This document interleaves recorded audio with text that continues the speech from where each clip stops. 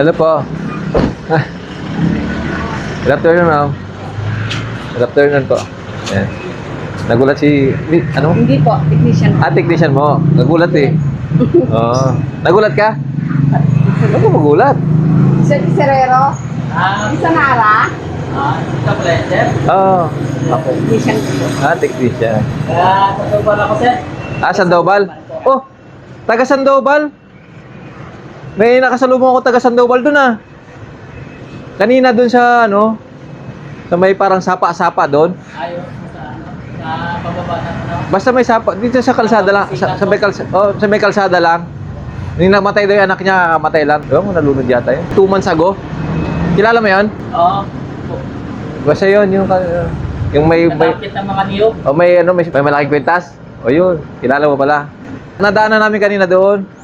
Kumakaway, nadaanan namin. So, nakatanggap ng Christmas gift sa amin. Oo. Sabi niya, nawawalan na raw siyang ganang magtrabaho kasi namatay yung anak niya na bunso. Bunso niya pala yun, 7 years old. Habang binabagtas namin ang kahabaan ng highway ng Nara, Palawan, patungo sa bayan ng Aburlan kung saan nakatira si Teacher Ann upang iabot ang dala naming regalo sa kanyang mga estudyante, ay napatigil kami saglit nang makita namin si Kuya na nangingisda sa sapa. Napansin namin siya dahil kahit abala siya sa pangingisda, ay nagawa pa niyang kumaway sa amin. Ano ba ang trabaho mo? Wala po. Wala kang trabaho? Hindi nga. Wala po. Kasi namatay po yung anak ko na nalunod. Nawalan na ako ng gana magtrabaho. Nawala kang ganang magtrabaho? Dati helper ako sa quarry. Sa quarry, helper ka? Tapos nung nalunod, nawalan ako ng gana magtrabaho kasi lagi ko kasama yun. Ilang buwan na namamatay yung anak mo? Mga 2 pa lang. 2 taon na? Buwan. 2 buwan pa lang namamatay. Kontunis. Oo. So, hindi. Padaan lang kami kasi may dala kami sa'yo. Ayan.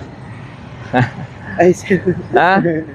Ilan taon na yung ano mo, yung bunso mo? 7 po. 7 months? 7 years. Hindi yung bunso mo ba? Yun nga po yung bunso yung namatay. Yung namatay bunso mo, yung panganay mo ang natitira ngayon? 13 years po. 10 years old. Oh, ito pang Noche Buena. Diba? Ay. Ha? Ang Noche Buena yan para sa Pasko, ha? Thank you, sir. Maraming salamat talaga, sir. Nakita kita, kumakaway ka sa akin eh. Kilala po kita eh. Kilala mo ako. Doon sa may asawa ko like and share kami doon. Okay, maraming salamat to. Pang Noche Buena. Sabi ko, nakikita ko si Sir, parang vlogger, sabi, kilala ka rin niya eh. Sabi niya, Oo. taga Batarasa ata yun. Sabi niya, sabi ko nga, nakikita ko yun siya nag-vlog lagi. Ano pangalan mo? Lorenzo po, Lorenzo Abiera. Abiera, taga Sandoval. Opo. Merry Christmas no, Merry Christmas no. Sige, tuloy mo na yung pag-ano mo dyan. Salang-salang kamay. Pagkuha mo ng Sige ano, po, salamat. pampain. Sige. Iwan ko lang muna dito sa... Sige. Sige, pang Noche Buena na. Sir, thank you talaga. Maraming salamat po ah. Sige. Tulong na po yan. Okay, sige. So guys, kasama po natin si Ma'am Ann, yung teacher na nag-request sa atin ng gift para sa kanyang mga estudyante. Ma'am, pakilala ka po sa ating mga manonood, ma'am. So, good afternoon po. Ako po si Ma'am Mary Ann Tabla ng Aborlan Central School. Isa pong special education teacher ng Aborlan Central School nga.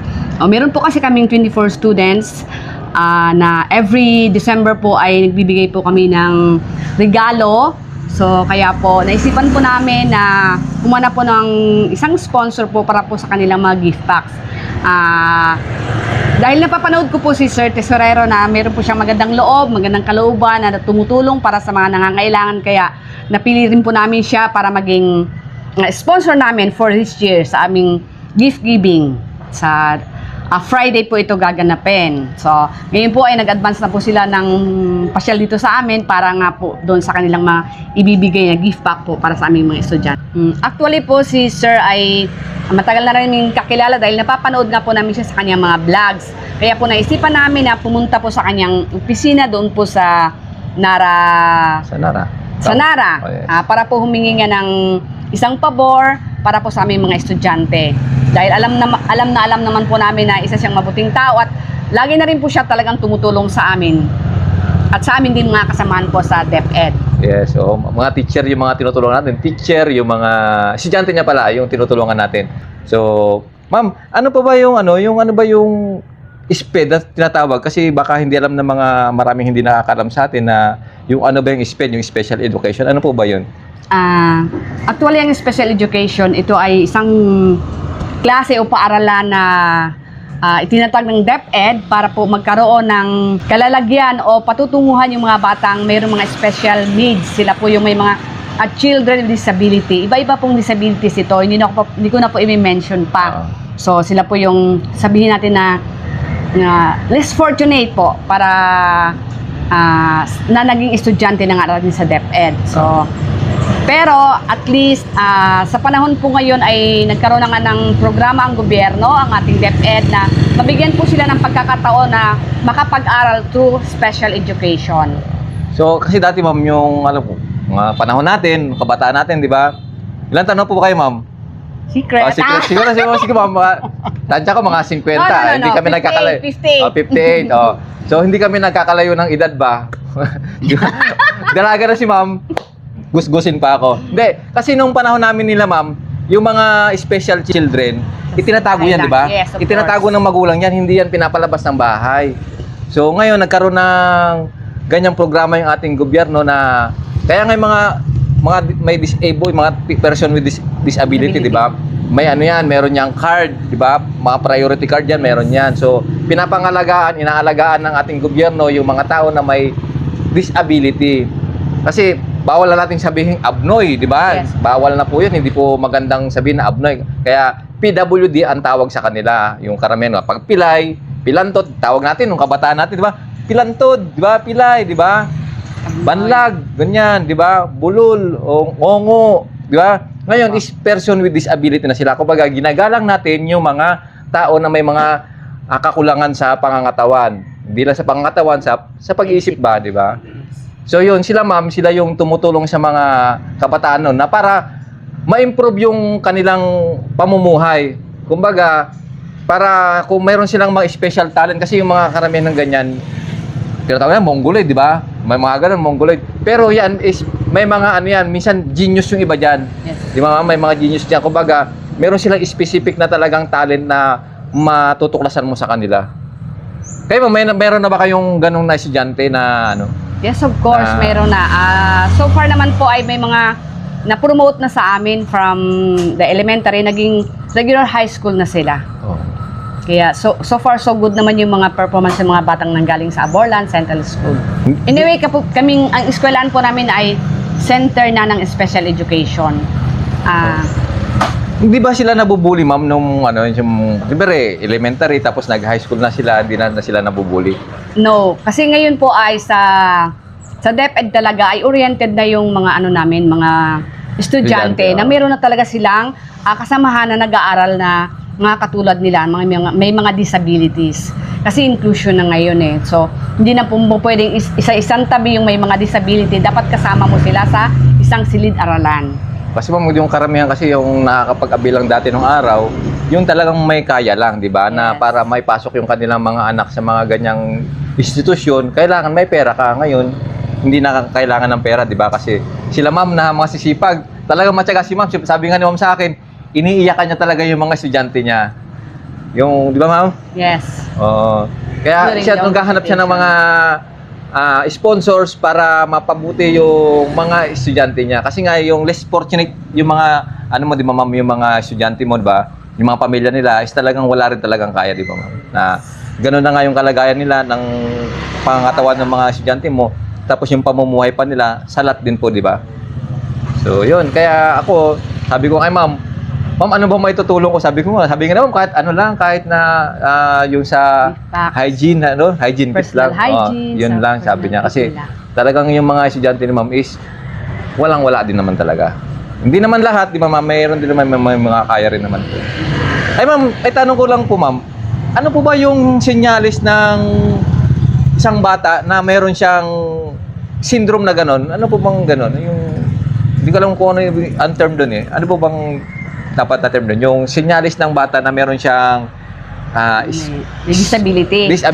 Kasi ganito po yan, kapag kami po sa DepEd ay from the start pa lang, medyo mayroon na kaming nakikita or manifestations na napapansin doon sa bata na na-observe na parang hindi na siya katulad ng mga normal na ginagawa ng ibang mga bata dyan. Nire-refer po namin sila sa mga espesyalista na baka pwedeng, sa parents mismo, kinakausap namin na baka pwede natin itong dalhin sa espesyalista, pa-check, kasi may siyang behavior na pinapakita na hindi na talaga, na medyo kakaiba. Anyway, may mga parents naman na in denial pa rin, pero so far naman na kapag matagal na parang sila na rin mismo nakaka-observe, na naa-accept na rin nila yung bata talaga ay meron na rin may disability talaga na dapat nilang i-cater sa kanilang family. So kasi hindi lang naman sa amin sa DepEd yun, dapat sa family, of course, at saka sa environment. Ma'am, yung talagang yung pinakauna mong makikita sa bata na meron siyang diferensya? Sa physical naman, madali lang kasi siyempre. Sa physical po, opo. Madali lang yun. Pero yung kapag ang bata isang autistic, Yun po. merong Paano po natin ma-determine na mapigilan ba para maagapan natin yung na lumala yung sakit ng bata na gano'n. Kasi yung mga gano'n nagagamot naman po, di ba? Ako ilang taon wala. Oo. No, so Tsaka ilang far taon naman, lumala. makikita mo yun, ma-observe ng family yan, dapat mga 2 years old, meron na silang intervention. Kasi yun ang ina-advise ng mga espesyalista, mga therapist natin na kapag may napansin ka kaagad sa anak mo, dapat ipa-check agad to, ipa-assess sa mga espesyalista para hindi tayo later na huli na, too late, para mo ma-cater yung needs ng anak mo. At least So, hindi dapat talaga- pa lumalala, Kasi makikater mo na lang. hindi kami as teacher ang magsasabi na ay ganito ang anak mo, ay autistic ang anak mo. Dapat talaga yung doktor din. Yung specialist Kakaroon na. yes. Para maagapan Bawal talaga. po sa amin magsabi na ay autistic ang anak Oo, mo. naman po. Manifestations lang po ang Yeah, amin manifestations. sabi lang na meron siyang difficulty in hearing, difficulty in speaking, mga ganun lang po. Yun yung parang senyales niya, no? Pagka iba Difficulty matagal in nang remembering, kumbaga delayed sa magsalita. likod, or hyper siya. Ayun. Wala siyang eye contact, may mga ganun. So, lang naman, maganda rin talaga na maagapan natin yung gano'n na nararamdaman ng mga bata, no? Kasi hindi nila alam yan, kumbaga akala nila normal lang sa kanila yun, di ba? Yes. So, dapat maging aware tayo sa yung mga magulang natin, maging aware tayo. So, kasi karamihan ngayon, ma'am, pagka umiyak yung bata, ibibigyan lang ng cellphone, di ba? Cellphone. Hindi nila alam na iba na pala yung nararamdaman ng bata, di ba? Para matahimik, bigyan ng cellphone. Baka may mapapayo kayo, may masasabi kayo sa mga nanonood sa atin, sa mga magulang dyan, na may special child na Needs anak ang or mga special needs yung anak. So sa mga parent po, kapag tayo po ay may anak na medyo may kakaiba tayong napapansin, na hindi siya normal, medyo kakaiba siya doon sa ibang bata, dapat po ay i-check natin ito. Pumunta agad tayo sa specialist na dapat po ay na kanilang puntahan kasi depende rin po yun sa disability na mapapansin nila sa kanilang mga anak. So, wala pong makapagsasabi na ganito ang anak ko, at least doktor lang po talaga, Yes, po. yung mga espesyalista lang po. So, yun ma'am, maraming salamat ma'am at ibibigay na namin yung aming anong tawag dyan? Regalo. Yan. Yung Thank you request, naman. bibigyan na namin sa yung inyong request, no? So, pakibaba na lang, Sergeant, yung request ni ma'am dyan. Yung mga dogs ko kasama talaga. Yan. So, yun ma'am. Wow. Grabe naman yan. Dami Saan ito ma'am ilalagay? Kita niyo ma'am, talagang Ito lang po siguro. kahit hindi mamahalin yung binigay namin ma'am, pero yung labas na yan, tingnan mo naman yung labas Kaya yung, nga eh, di ba? sa bag pa lang, mahal na. Sa bag pa lang, di ba?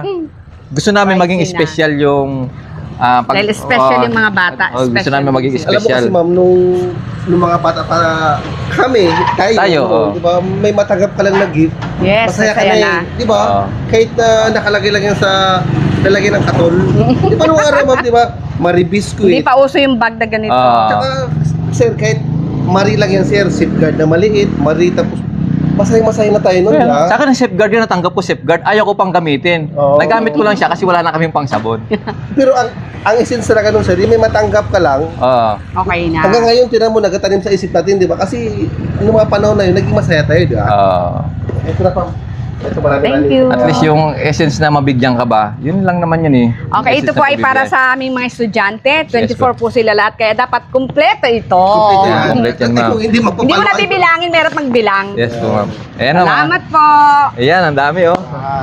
Sana maging masaya yung mga estudyante mo, no? Of course. Magsisend po ako ng picture sa inyo Sige kung po. tsaka ng video. para Sige. makita niyo yung pag-receive ng mga bata. Sige, ma'am. Maraming salamat po, mama. Hindi na kita makakamayan kasi ang Kaya daya mo nga ng eh. bit. Sige, mama. Maraming salamat po. Salamat! Okay. Matapos nga pumunta sa amin nila Ma'am Ann at nag-request sa amin ng pangregalo sa kanyang mga estudyante, kinabukasan ay personal akong namili ng mga pangregalo sa kanyang mga estudyante. Medyo nahihirapan kaming pumili kung anong ireregalo namin. Marami akong naisip na pwedeng ibigay sa kanila. Kaso nga lang, di ko talaga alam kung anong klaseng estudyante ang meron si Ma'am Ann. Kasi nga, iba-iba ang kanilang special needs. Baka yung maibigay namin ay hindi rin magamit. Kaya naalala kong sinabi ni Ma'am Ann na pwede na raw kahit hygiene kit. Dahil tiyak niya raw na magagamit talaga ito ng mga bata. Tuwang-tuwa naman ang tropa habang binabalot nila ang mga napamili namin. Sana ang makatanggap nito ay maging masaya kahit di man ito ganun kaing grande. Ang mahalaga ay yung essence ng Pasko, yung pagbibigayan. At yung may matanggap kang regalo sa araw ng Pasko. Kaya sa mga estudyante ni Ma'am, Merry Christmas at God bless sa inyong lahat. Thank you, Sir Jason Tesorero. God bless you more. Thank you for this gift. Peace. Kung nga patapusin do ang video nga dya, matamang salamat kanindong tanan. Bilang suporta ka naman, patigayon ka mag-subscribe sa mong YouTube channel, Jason Tesorero. Pati gayong pinduton ang notification bell para lagi kamong updated sa among mga bagong upload. Matamang salamat. Ablig!